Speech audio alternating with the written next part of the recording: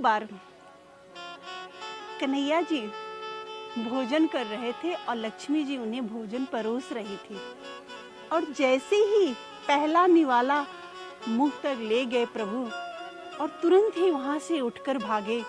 मैया ने पूछा, जब तक मैया पूछती तब तक प्रभु वहां से जा चुके थे।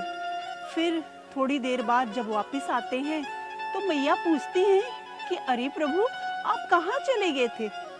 तो प्रभु ने कहा, मेरा एक भक्त भूखा था, और जब मेरा कोई भक्त भूखा हो तो मैं कैसे खा सकता हूँ? जब मैंने उसे भोजन करा लिया तब मैं भोजन कर रहा हूँ। तो मैया ने कहा, तो देखते हैं क्या सच ये बात सच है?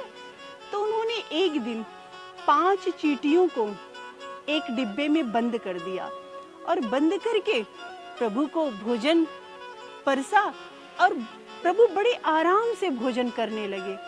जब प्रभु का भोजन समाप्त हुआ तो मैया ने कहा कि प्रभु आज तो आपके 5 भक्त भूखे रह गए, आपने भोजन प्रसाद ग्रहण कर लिया।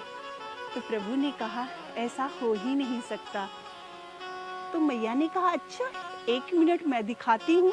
और मैया जाके जैसे ही वो डिबिया खोली, मैया आश्चर्यचकित रह गई, क्योंकि उस डिबिया में 5 चींटियों के मुंह में चावल के दाने थे।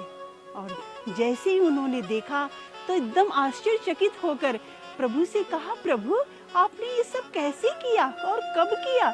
मुझे तो पता ही नहीं चला। प्रभु ने कहा, जब तुम डिबिया बंद कर रही थी ना, तो तुम्हारी जो चंदन लगा हुआ है उसकी रोली, उस चंदन से जो अक्षत था, उस अक्षत वो डिबिया में गिर गया, और डिबिया में गिर गया तो हमारे भक्तों को भोजन मिल गया।